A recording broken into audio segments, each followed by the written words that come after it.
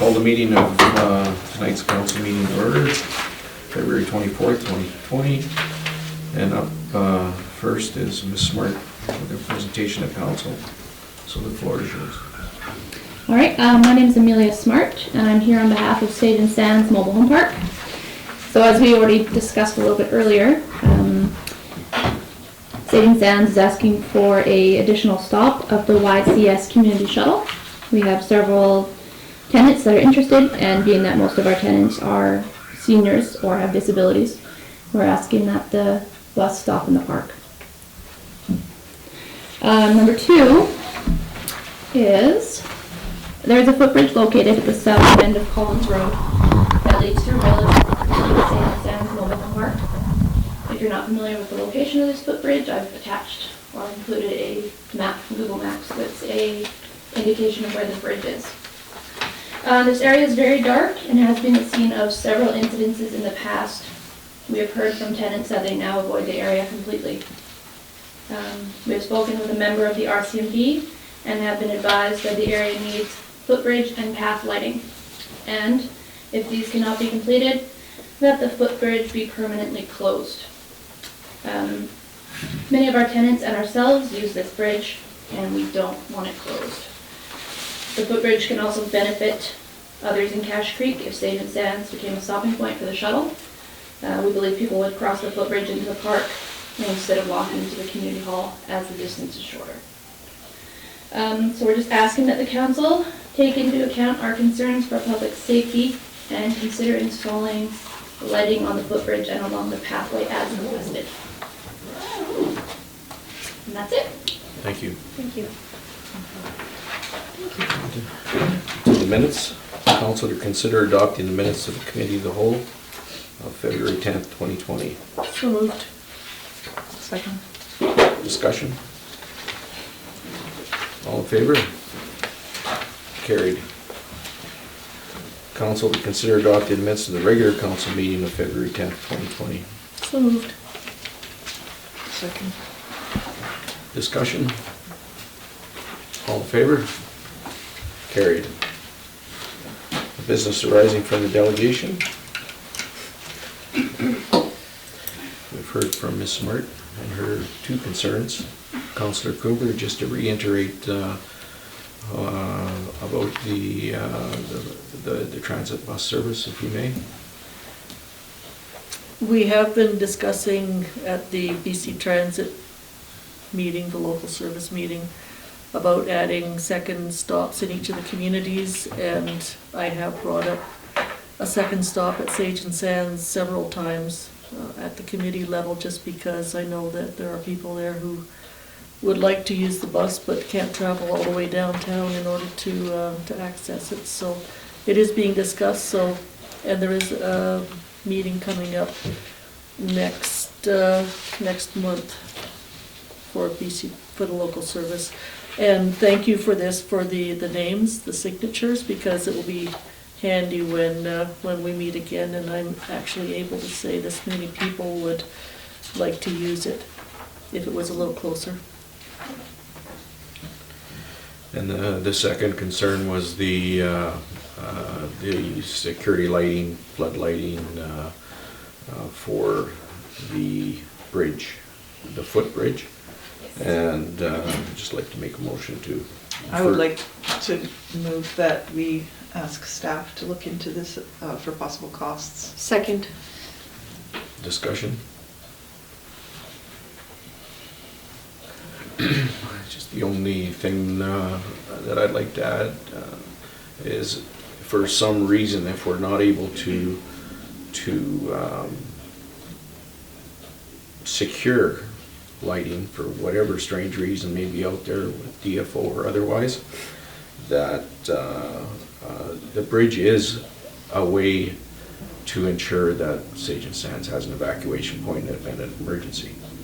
So that should be considered, even if we fail to get the proper regulatory bodies to approve the lighting, etc. Which I don't anticipate a problem, but you never know.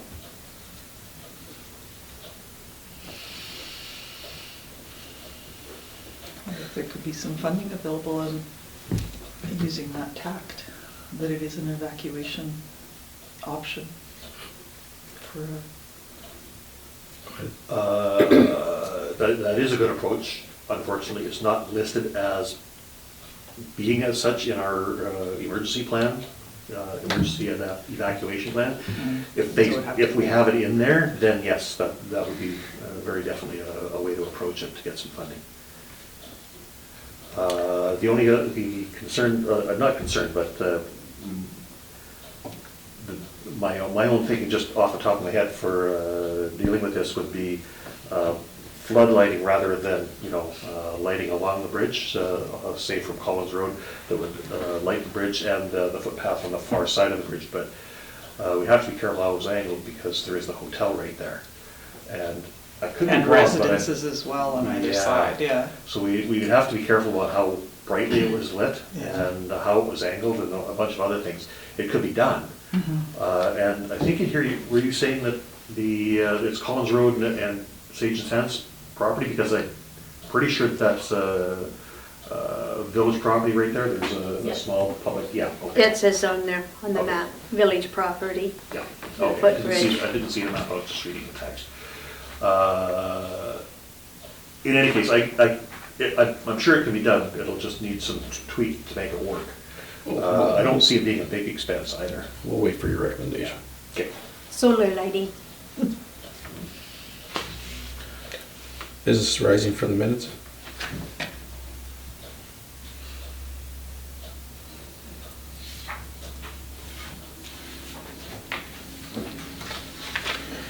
Committee reports, economic development, Councilor Peters and Councilor Quimby. No meeting, no report from me. Budget and administrative services, Councilor Peters and Councilor Quimby. Nothing since the last one. Policy and bylaw review, myself and Councilor Peters. No meeting. No report. Water rate amendment. Consider the amendment to rate for water supplied from hydrant and standpipe. I'll put the motion on the table to give first, second, and third readings to water rates amendment bylaw 813. Second. Discussion. How's the volume measured in that instance? If Imperial you're- gallons. Pardon me? But what mechanism measures the volume? When people are filling up, it's usually there's a standard water tank, and they tell us up front how big their Okay. tanks are. So Uh, that's what I wasn't clear on Mhm. what that meant. Like if somebody wanted to wash their truck, or, so it would be filling water tankers, that kind of Yeah, thing. that's part of why we have an admin fee in there, because we have to determine all that. There's a bit of back and forth involved before we give them permission to use the water that way. And we always find out upfront how many gallons the imperial gallons of their tankers hold, and how much they will be anticipating to take, and we track it from there.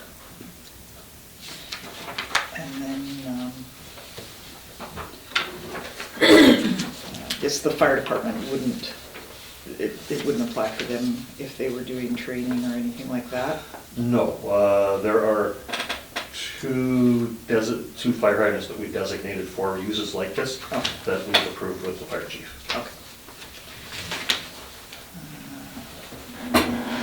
So what is the difference from the original water rate? It's an addition? Before the most recent amendment, we were at $7 per thousand, or is it per hundred? No, per thousand. Per thousand. Per thousand? We bumped that rate up thinking that we were doing it the same as Ashcroft was. It turns out that no, we were charging way more than what Ashcroft does. We got that straightened out, so now we're bringing this back to council so that we can get back in line. Okay, so where is that on our sheet? That would be in the. So number 4? There's an admin Yeah, fee. number 4. And the rates for bulk water. Those are the only things that we're changing there. In fact, I'm not even sure the admin fee is changing, is it? No, the admin fee changes. Okay. It's the per 1,000 gallons is not changing. Oh, I thought we had the what are we, okay. No, because we were Maybe you better explain charging, this then. we were charging the admin fee like $13. And that was really low. Ashcroft is charging $8 for admin fee, one-time user Okay. fee. Oh, yeah, they were only charging that admin Yeah. fee for a one-time use, no matter how many tankers you filled up. Yeah. We were charging the admin fee for every single tanker. Yeah, and Okay. then we had that typo where we charged $100 per 1,000 gallons, but that was a typo. And so then what I did, I calculated the average over the last 4 years of how much 1,000 liter costs, and we are at about $5. So this is our, on page 16 then, correct? Yeah, that's So- the correction. This is what we're putting forward then? Yes, $7 per 1,000 gallons of water, yeah, and the administration fee of $100. of $100, up from $13. Yeah. Per load. Yeah, well, we were charging per load, Per this is con- one per admin fee, no contract, matter yeah. how many tankers are filling up. If Per it's one- contract, though. Yeah, for a contract, yes. Yeah. It's not that you come, you sign a contract, and then for the next 10 years, you don't pay that fee anymore. So it used to be $13 Yeah. per load, now it's $100 per No, contract. it was $13 Per per contract. contract. So this is per contract. Yeah, That's when they actually come into the office to ask. yeah, and then we have to do the billing and all the paperwork, so, So is number 4A and B the only, or 4B, I suppose, is that the only change on this bylaw? no, it's A. It was a typo, so we had A at $100 per 1,000 gallons. Oh, And we moved it back to $7 as it should be. okay, okay. But we had the administration fee of $100 Yeah. all the time then, Yeah. and that's the only change. Mhm.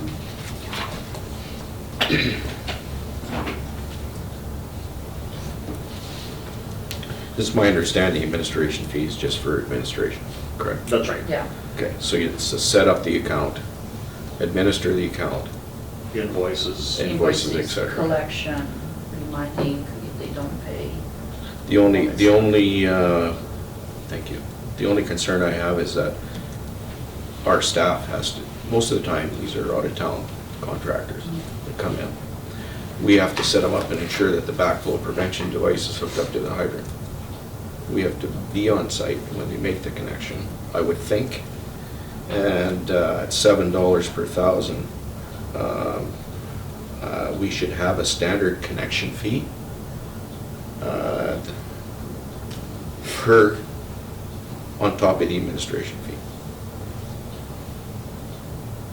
So a one-time, whether it's gonna be, or each time they're on site, as far as they pull into town, if it's $50, $75, whatever council wishes, there should be a one-time, not a one-time, but a service fee attached in addition to the charge per 1,000.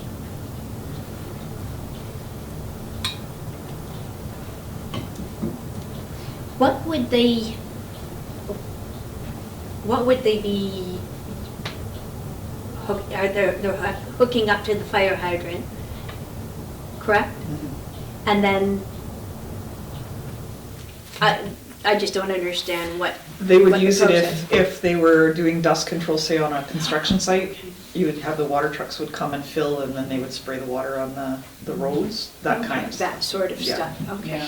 Or the latest event was the filming crew, they needed water to make the snow Oh, okay, and. that sort of stuff, okay. Mhm.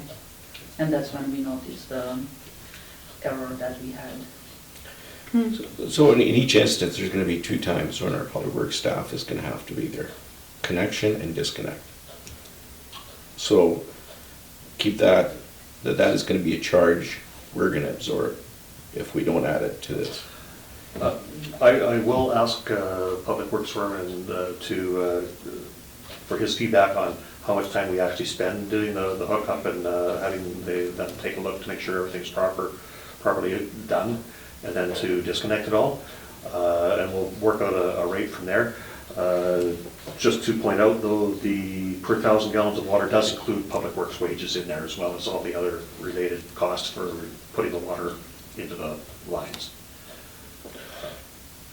But So- you're right, that would be an over and above cost. It would have to be, because it's $7,000 per, or $7 per 1,000 gallons of water. A 5,000 gallon truck would cost $35. That's what we would glean from it, plus the administration fee. Yeah. Right. So we have our staff going out to ensure that the backflow prevention is on the hydrant, ensure that they have the proper connections. Usually they don't, and then they're gonna ask, and it goes back and forth. There has to be a standard fee for connection and disconnect and inspection. If you haven't damaged our hydrant. Yeah, that too. Okay, no, good point. Do we want to table this then until the next meeting to have that investigated and properly, or? We've already given it, well, we haven't because the motion hasn't carried yet.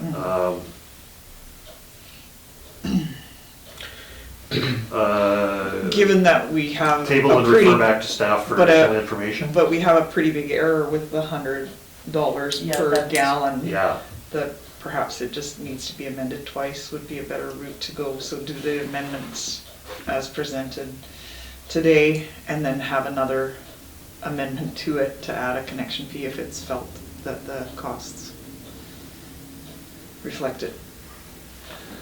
well, we could easily call it just an administration and service fee. And, well, we'll work out what the actual cost is for something like that. Yeah, my concern is just that we have an incorrect bylaw right now Yes, Yeah. that we need to correct. well, we can't adopt In a tonight anyway. Timely, oh yeah, because we have to do third reading, but we have to do it in or fourth reading, yeah. We have to do it in a timely manner though, because we're in the process of using this bylaw as we speak. Yes. Yeah. So, We can definitely hold off on invoicing them for it until we have a new bylaw in place. They've already let us know that the rate was kind of out Crazy. to lunch and Yeah. we agreed with them. So they know that we have to amend the bylaw to do this. okay. So we'll take care of that end of things. If we decide to change this rate, my recommendation to council is that this be referred back to staff, and then call a special council meeting to do the 3 readings so that we can adopt it the next meeting.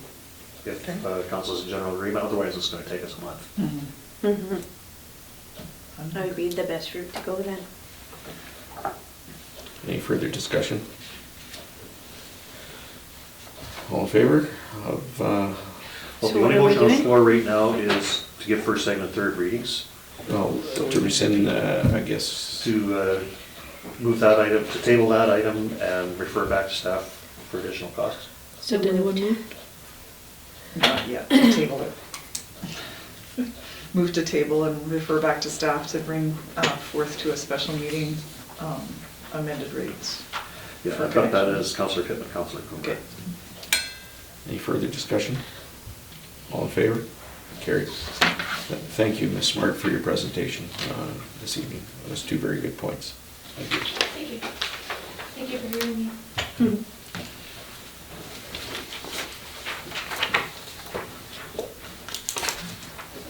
Public Works and Community Facilities, myself and Councillor Defoe. No meeting, no reports. Villages Services and Liaison, Councillor Defoe and Councillor Cooper. Councillor Cooper. Since this concerns me, should I excuse myself or? There's no pecuniary interest here, you don't No. get paid for going to these meetings, so no, you don't Okay. need to. So at the last TAC meeting of the Friends of Historic Cat Creek, they were just discussing that they would like something official. Thank you for coming. Thanks, Amelia. They would like something official, like a letter just saying that council has authorized so-and-so to attend meeting on their behalf. So that's what this is about. So if it's council's wish, they're looking for a letter from the village just saying that the council has appointed me their representative on the board of the Friends of Historic Cat Creek Ranch Society. And they've also allowed for alternates after the last AGM in December. So since Councillor Defoe had been the director in the past, you might want to consider making her my alternate, even though I will never miss a meeting. I move that Councillor Coomber be named our designate for Hat Creek Friends of Historic Hat Creek Ranch, and that Councillor Defoe be named our alternate. I'll second that. Any discussion? All in favor? Carried. Clinton District Assisted Living Society. Okay, I'll speak to that. They're looking for just letters of support again. They've been trying to get this off the ground for, I think, 6 years now. This is their assisted living facility, and I believe it's in the location of the old school. So I asked the lady who's the president of the society for a little more information, Judy Hampton. She says, "We have based our facility on Ashcroft as it works so well and is perfect for our seniors to enjoy in their later years." And this will be 10 units this year, and phase 2 will be another 10 units, so 20 units in all. We have our architect plans, engineer, and general contractor in place and are waiting on bids from modular building companies. Since the money was announced for our phase 1 project, since the money that was announced for our phase 1 project was 3 years ago, we now need more money to complete. The Assisted Living Society will manage the site, and some staff will have to be hired. We will be providing 2 meals daily with housekeeping service, activities, some entertainment, and laundry. Other services to be added as we are able. So I'd like to make a motion that we provide a letter of support to the Clinton and District Assisted Living Society for the completion of their project. Second. Discussion?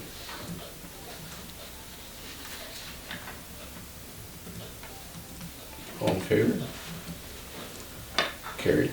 May I please have a copy of that email letter that you have? Mhm. Thank you.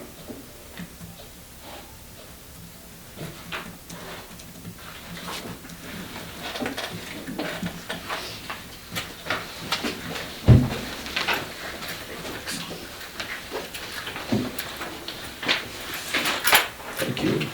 Protective Services, myself and Councillor Cooper. The tabled request from, or tabled item from the last meeting regarding the fire department's request for funding. Do we have any new information for council? No. Okay. I believe Mr. Elliott's away.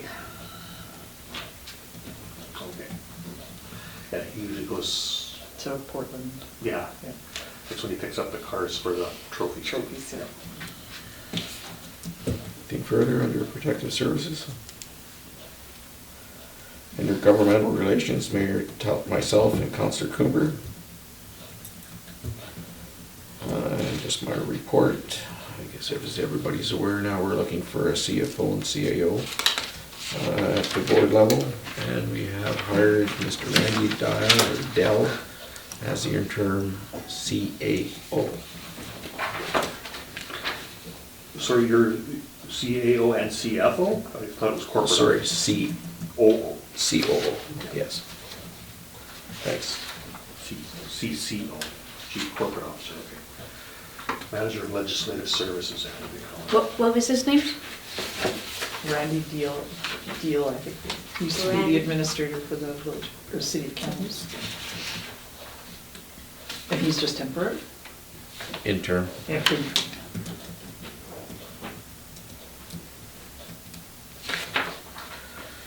So, anything further under intergovernmental relations?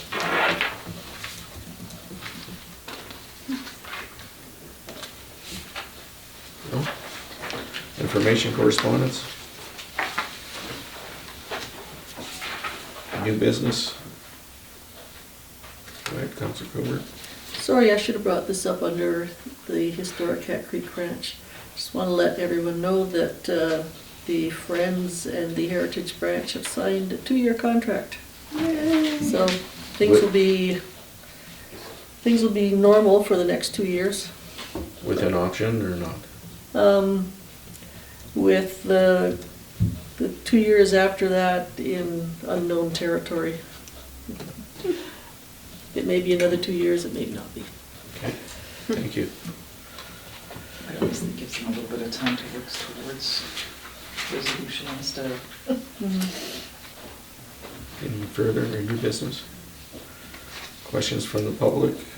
Questions from the press? And I got 2 questions. One in regards to the special council meeting that was held a couple weeks ago with Councilor Coomber and Councilor Peters. Are these numbers real numbers, or are they, no? Okay. Are you referring to the committee meeting? Yes, I'm referring to the committee meeting. Okay, I heard special council, okay. Oh, sorry, what would that be Is called? that committee Special? of the whole? No, that was, well, Just it was a budget and administrative committee meeting. Sorry, thank you for the clarification.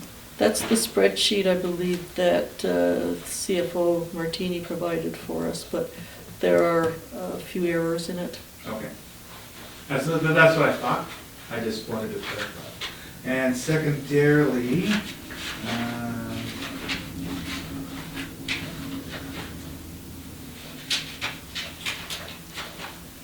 for the water, it says that, so number 5 on page 16, it says it's a $50 fee plus call-out fee. It says that the call-out fee is per 2-hour block. Is every call-out fee considered a 2-hour block? As per the collective agreement, I would assume so. You can correct me if I'm wrong, Mark. Okay, just make some notes here, so I'm gonna have to flip back to that. Sorry, where do you see that, which page? Page 16, at the bottom, All right. number 8, call-out fees per 2-hour block. Yeah. So if someone at the beginning of the day calls out, that would be a 2-hour block, and at the end of the day, they should turn it back on, that would be a 2-hour block. Only if it's after hours. Right. Yeah. Okay. Callouts are referred to, how we refer to after hours, evenings and weekends. Okay. Cool. That's all I got.